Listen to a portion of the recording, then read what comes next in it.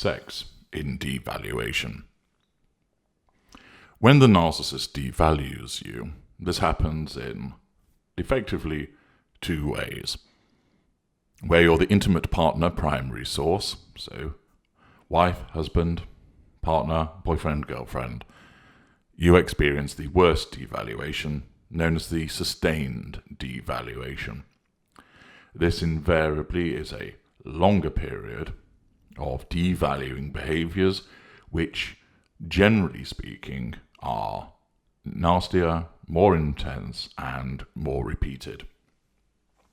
The other type of devaluation amount to one-off devaluations, which are either corrective devaluation, which is in effect a slap across the wrist of varying strengths designed to get you to come under control and get back in line, or disengagement devaluations, which occur with regard to, in effect, punishing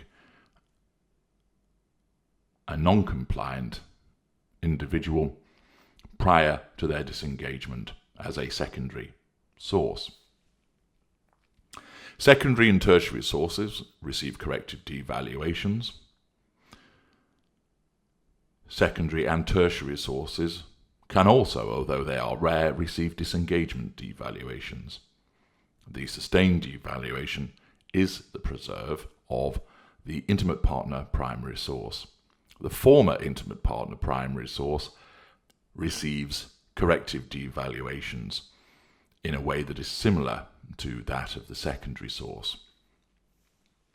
Sex is but one of many different ways by which we devalue you. However, since sex is an integral part of many relationships, there is considerable power in its use with regard to devaluing you.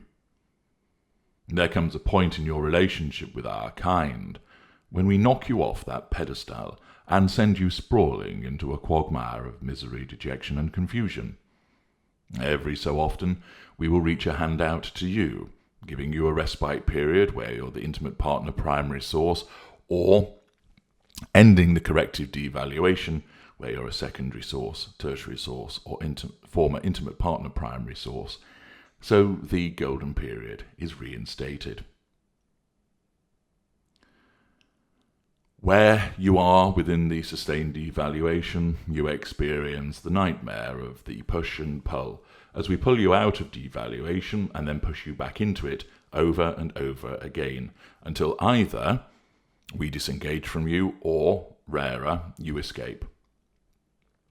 It is a disorientating, confusing, and bewildering time which makes no sense at all to you.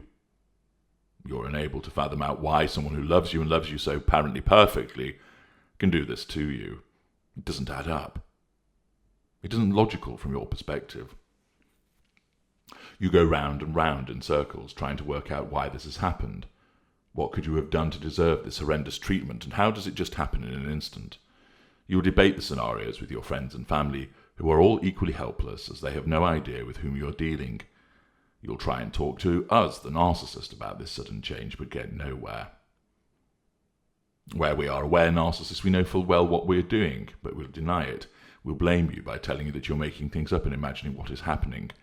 Where you're dealing with an unaware narcissist, then the narcissist will have no idea what you're referring to because they're blinded to it.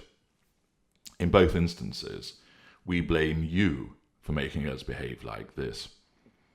Any attempt to gain understanding or resolution from either an aware or an unaware narcissist during your devaluation will never meet with success. You won't be able to think straight because we've applied so many manipulative tools against you. You were deliriously happy on Friday evening, and by Saturday afternoon you're upset, confused, and bewildered. You'll try hard, very hard, to make things right. After all, they were brilliant once, so surely that can be achieved again, can't it? You want to fix things. You want everything to be all right. It's central to your nature to want to understand what has gone wrong and to make it right. Your addiction to the narcissist is at its height, with the attendant emotional thinking confusing you as to what is going on.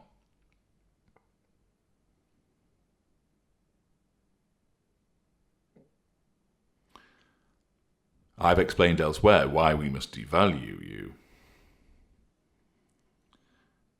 And this will occur in the methods that I've explained with regard to the dynamic, as detailed earlier. Accordingly, having established that devaluation will occur, what is the role of sex in this devaluation? In a similar vein to its use during your seduction, it's about asserting control, gathering fuel, although this time of a negative variety. And in some instances, it might even be used for the purpose of character traits and residual benefits, although that is less so.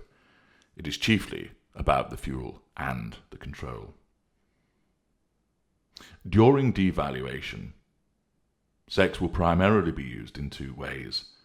It's removed because we regard you as sexless, and when we do engage in it, sex is used as a tool to devalue you directly.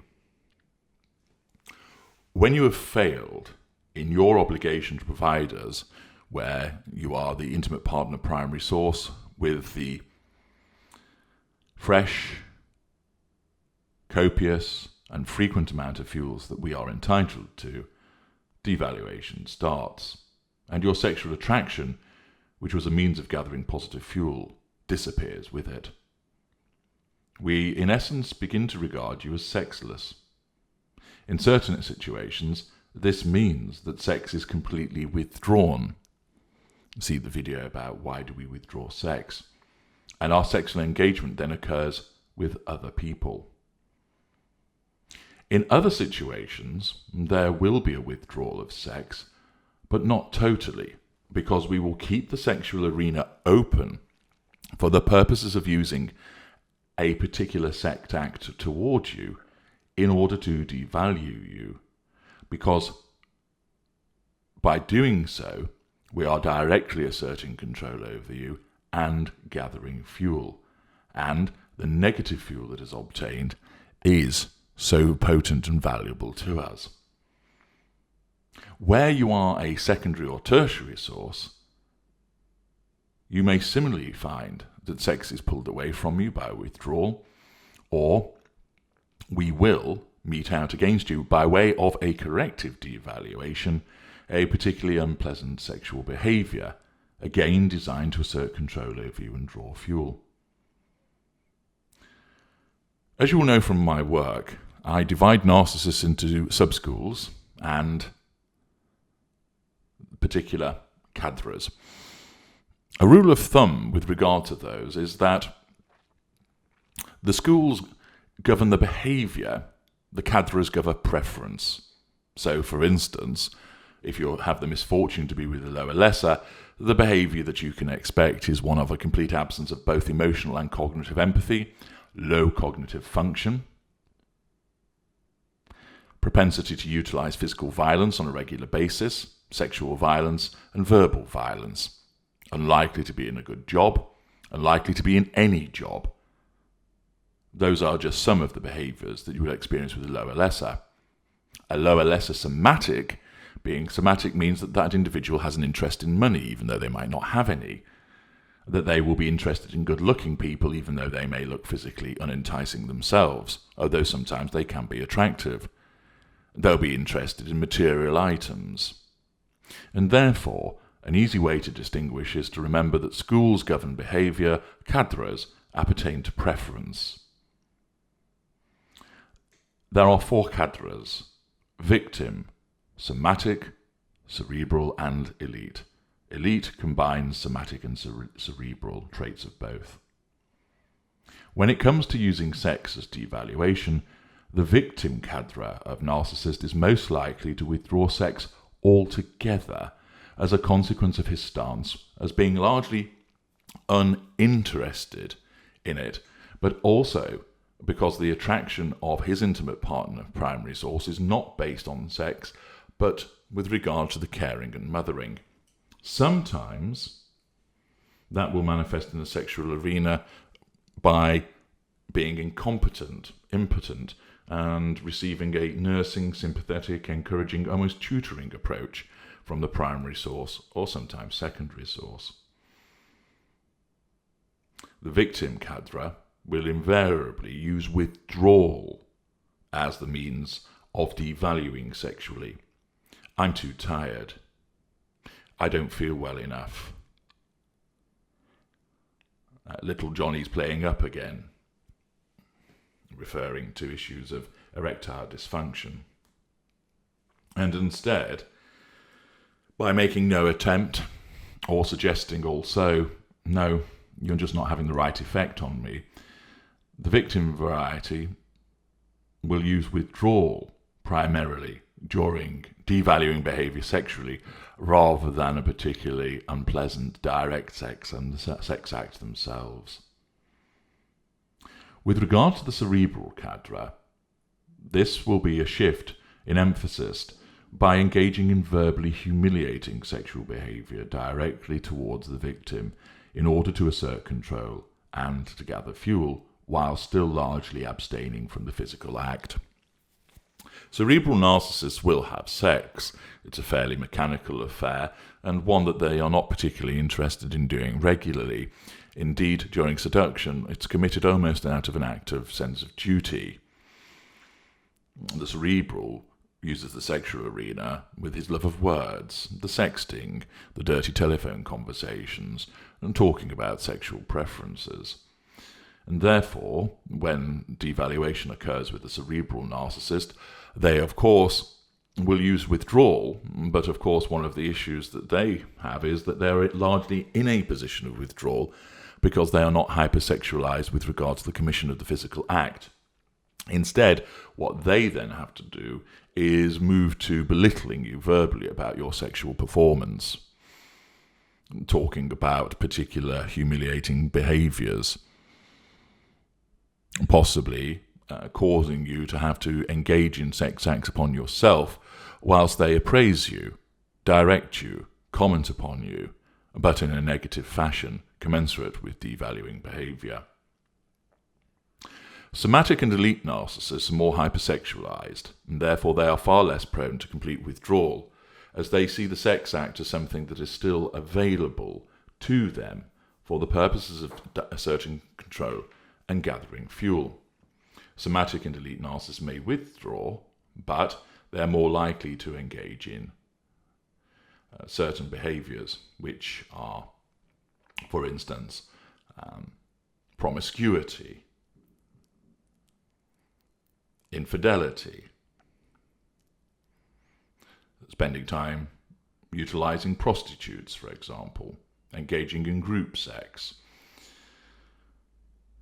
particular behaviours associated with the orgasm, bondage, caning, positioning, and so forth. And there are many others which are detailed with regard to the